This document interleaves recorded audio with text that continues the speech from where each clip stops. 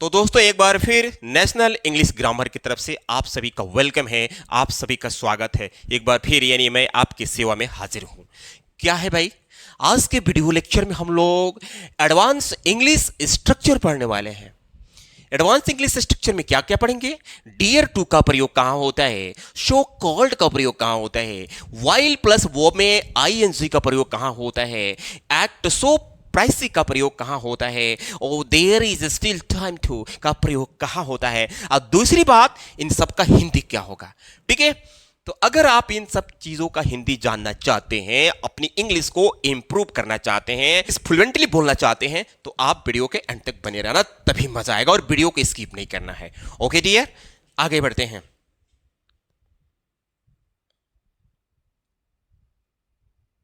Dear to आ गया। अब आपके दिमाग में चल रहा होगा सर डियर मीन्स तो प्रिय होता है, होता ही है, कोई दिक्कत नहीं, लेकिन यहां डियर के साथ टू लगा है। अब इसका मतलब बदल जाएगा, अच्छा लगता है। डियर टू मीन्स होता है अच्छा लगता है। ठीक है, इस सेंटेंस को बनाने के लिए अगर सेंटेंस प्रेजेंट में होता है तो सब्जेक्ट के बाद इजम आर का प्रयोग करेंगे, अगर ये पास्ट में होता है तो वाज वर्ब का प्रयोग करेंगे, और तुरंत डियर टू लिखना है, यानी हेल्पिंग वर्ब के बाद आपको डियर टू लिखना है, और डियर टू के बाद आपको वर्ब की फर्स्ट फॉर्म लिखना है। डियर क्या लिखना है? वर्ब का फर्स्ट फॉर्म, और उसके बाद जो ऑब्जेक्ट होगा लिखेंगे, वरना नहीं लिखेंगे, एटसेट्रा होगा तो लिखेंगे, वरना नहीं लिखेंगे। ओके, तो एंजॉय करते हुए हम लोग बिना प्रेशर के पढ़ने वाले हैं। क्या पढ़ने वाले हैं? मुझे कार चलाना अच्छा लगता है। कोई लड़का बोलता है कि मुझे कार चलाना अच्छा लगता है, तो क्या करेंगे? मुझे के मीनिंग लिखेंगे यहां पर आई। अब यहां क्या करना है ना, तो है की मीनिंग एम। अब आपको तुरंत लिखना है, देख रहे हैं ना, अच्छा लगता, तो अच्छा लगता की मीनिंग लिख दो डियर टू, डियर टू। अब इसके तुरंत पहले एक वर्ब आएगा, चलाना, गाना, बोलना, हंसना, उठना, बैठना, वही वर्ब है। वर्ब पहचानने का मतलब यह ना लेकर, ना की मात्रा लेकर आएगा तो समझ लेना यह वर्ब है। तो चलाना, चलाना बात हो रहा है, तो क्या करेंगे? ड्राइव। कार, तो आर्टिकल ए कार लिख सकते हो या द कार लिख सकते हो। ड्राइव द कार, चलो फिक्स है कि कार की बात हो रही है, तो डेफिनेट करने के लिए मैं इसके पहले द लगा दिया। I am dear to drive the car, I am dear to drive the car. मुझे अंग्रेजी पढ़ाना अच्छा लगता था, पास्ट की बात हो रही है। जैसे मान लीजिए कोई बुढ़े टीचर हो गए हैं, बता रहे हैं कि देखो मुझे अंग्रेजी पढ़ाना अच्छा लगता था, तो ये पास्ट की बात हो रही है। मुझे यानी आई, था के लिए वास, अच्छा लगता डियर टू, पढ़ाना वर्ब है तो पढ़ाने की मीनिंग टीच, ऑब्जेक्ट आ गया इंग्लिश तो लिख देंगे, यानी अंग्रेजी यानी इंग्लिश। तो ये हो गया, I was dear to teach English, I was dear to teach English. उसे कविता लिखना अच्छा लगता है। कोई लड़की है चाहे लड़का है, अच्छा लगता है, दिन भर कविता लिखता रहता है या लिखती रहती है, तो उसको अच्छा लगता है तभी तो करती है। तो यहां ही कर लेते हैं, ही है के लिए, इस अच्छा लगने के लिए, डियर टू, लिखने की बात हो रही है, write the poem, he is dear to write the poem. तो गाइस अगला स्ट्रक्चर है सो कॉल्ड। भाई सो कॉल्ड का मतलब होता है केवल कहने के लिए, केवल कहने के लिए, सो कॉल्ड केवल कहने के लिए। अब यहां पहचान हो गया केवल कहने के लिए। सेंटेंस कैसा रहेगा? तुम केवल कहने के लिए अध्यापक हो। कोई किसी को गुस्सा हो, तुम केवल कहने के लिए अध्यापक हो, यानी आप केवल कहने के लिए अध्यापक हैं। वह केवल कहने के लिए मेरी पत्नी है। केवल कहने के लिए लोग कहते हैं कि हाँ उसकी पत्नी है, लेकिन उसका कोई काम धाम नहीं है। वे लोग केवल कहने के लिए खिलाड़ी हैं, बस वो खिलाड़ी लोग कहते हैं उनको, लेकिन उनका खेलना अच्छा नहीं है, यानी उन कभी मैच नहीं जीत पाते हैं, अच्छा नहीं खेलते हैं। ठीक है, तो इसको ट्रांसलेट करते हैं, यस, तुम यानी यू, तुरंत हो की मीनिंग आर। अब तुरंत आपको लगाना है केवल कहने के लिए, यू वर। अब ये सब्जेक्ट अगर सिंगुलर है यहां पर, मतलब केवल स्पेशली तुम की बात हो रही है, तो यू सिंगुलर को इंडिकेट कर रहा है। तुम लोगों की बात की जाएगी तो वहां पर सब्जेक्ट हो जाएगा प्लूरल, तो यहां पर ऑब्जेक्ट भी प्लूरल होगा, तो सिंगुलर होगा, तो यहां पे ये लगाएंगे। अगर ये सब्जेक्ट के अकॉर्डिंग ये ऑब्जेक्ट भी प्लूरल होगा तो ए या एन नहीं लगाएंगे। You were a show called teacher, you are a show called teacher, you are a show called teacher. वह केवल कहने के लिए मेरी पत्नी है, वह यानी सी, है के लिए is, he is a show called my wife, he is so called my wife, he is so called my wife. वे लोग केवल कहने के लिए खिलाड़ी हैं, तो वे लोग देखिए सब्जेक्ट आ गया, इसके लिए यहां पर लिखेंगे दे, है के लिए आर। अब यहां आर्टिकल नहीं लगेगा ए और एन, क्योंकि जो खिलाड़ी हैं इस वे लोग के अनुसार जब ये सब्जेक्ट यानी ये प्रोनाउन जब ये प्लूरल है तो इनका जो नाउन है वो भी प्लूरल होगा, इसलिए हमें यहां पर ए और एन नहीं लगाना है। A were show sorry they are show called player, न लिखकर प्लेयर्स, यानी यहां जो ए और एन लग रहा था उसके बदले प्लेयर्स हो गया, क्योंकि ऑब्जेक्ट टू प्लूरल है। They are so-called players. She is so-called my wife. You are a so-called teacher. अब आगे while प्लस वो में ing। भाई अगर किसी वर्ब को दो बार रिपीट करके बोला जाए, जैसे जाते जाते, खाते खाते, हंसते हंसते, तो क्या होता है कि while के बाद उस वर्ब में यानी उस वर्ब में ing लगाते हैं और उसके पहले वाइल का प्रयोग करते हैं। वाइल से जो दो बार वर्ब का रिपीटिशन हो रहा है उसका मतलब निकल जाएगा, ठीक है। जैसे यहां पर लिखा है जाते जाते, हो जाएगा खाते खाते, सोते सोते, बोलते बोलते, आते आते, हैं इस तरह की बात होगी। तो हम इसको करते हैं, जाते जाते पे सेंटेंस यहां बना हुआ है, लिखा है जाते जाते पापा से मिल लेना, यानी ये सेंटेंस जो है इंपरेटिव का है, यानी मिल लेना। सबसे पहले मीनिंग लिखना है मुझे, मिल लेना की मीनिंग क्या, meet the father, okay dear.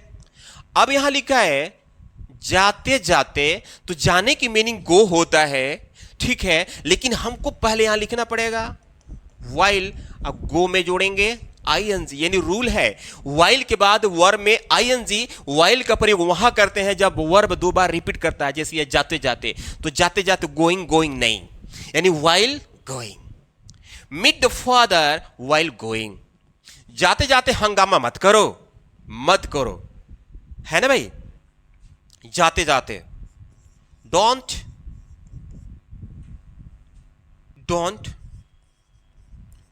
cause a scene while going, ये हो गया। Don't cause a scene while going, cause a scene का मतलब होता है हंगामा खड़ा करना, हंगामा करना। लौटते समय दवाई ले लेना। अब एक चीज देखिए, जैसे जाते समय पापा से मिल लेना, यानी यहां जो आया हुआ है लौटते समय, जाते समय, जाते समय, अगर इस तरह की भी बात आएगी ना तो आपको वाइल प्लस वर्ब में आईएनजी का ही प्रयोग करना है। ये सेंटेंस इसीलिए लिखा हूं ताकि आपको अगर ऐसा सेंटेंस आ जाए तो वाइल से ही बनाएंगे। लौटते समय तो क्या करेंगे, दवाई ले लेना, टेक द मेडिसिन, मेडिसिन। लौटते समय तो यहां समय को हम वाइल से काम चलाएंगे, और लौटने की मीनिंग रिटर्निंग। दूसरा तरीका है, यानी सबसे पहले यहां पर जो हमने वाइल रिटर्निंग लिखा है उसको पहले लिख दो, वाइल रिटर्निंग। अब यहां पर एक कॉमा लगेगा, जैसा कि आप हिंदी सेंटेंस में देख रहे हैं, वाइल रिटर्निंग दवाई ले लेना, तो यहां लिख देंगे टेक द मेडिसिन। ये फिनिश हो गया। नेक्स्ट देखते हैं एक्ट सो प्राइसी, जिसका मतलब होता है भाव खाना, यानी यहां पर ज्यादा छूटा हुआ है, ज्यादा भाव खाना, ज्यादा, ओके, ज्यादा भाव खाना या बहुत भाव खाना, ज्यादा की जगह पर बहुत भी आ सकता है। तो इसके लिए आपको बोलना है act so pricey, act so pricey, okay. जैसे लिखा है वो बहुत भाव खाती है, वह बहुत भाव खाती है, तो वह है महिला है तो महिला महिला भाव खाती है, तो क्या करेंगे? सी। अब खाती है ये प्रेजेंट इंडेफिनिट का है, तो जो एक्ट है उसमें जोड़ेंगे एक्ट्स। बहुत भाव के लिए सो प्राइसी, ये हो गया। सी एक्ट्स सो प्राइसी। तुम कल पार्टी में बहुत भाव खा रही थी। अब ये पास्ट कॉन्टिन्यूअस की बात हो रही है। भाई मैं तुम्हारे तरफ देख रहा था लेकिन तुम भाव नहीं दे रही थी, तुम पार्टी में बहुत भाव खा रही थी। कोई बोल रहा है, मान लीजिए तुम, यानी यू थी पास्ट कॉन्टिन्यूअस, तो थी की मीनिंग वर लगेगा क्योंकि ये सब्जेक्ट प्लूरल है। यू वर बहुत भाव खाना, यानी भाव खाना, तो इसके लिए एक्ट, तो इसमें जोड़ेंगे आईएनजी।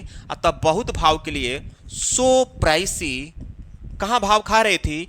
पार्टी में। In the party, in the party. कब खा रही थी? कल, बीते हुए कल में। तो इसके लिए हमको लिखना पड़ेगा yesterday. That's finished. You were acting so pricey in the party yesterday. ज्यादा भाव मत खाओ। अब ये इंपरेटिव सेंटेंस का नेगेटिव आ गया। मत खाओ, तो पहले लिखेंगे मत खाओ। मत की मीनिंग पहले डोंट। अब भाव खाना की बात हो रही है, एक्ट। ज्यादा भाव शो प्राइसी, ठीक है। Don't act so pricey. अब अगला स्ट्रक्चर देखते हैं। There is still time to. इसका मतलब हुआ अभी भी समय है, अभी भी समय है, वापस आ जाओ, आ जाओ। अभी भी समय है, पढ़ लो। अभी भी समय है, कुछ खा लो।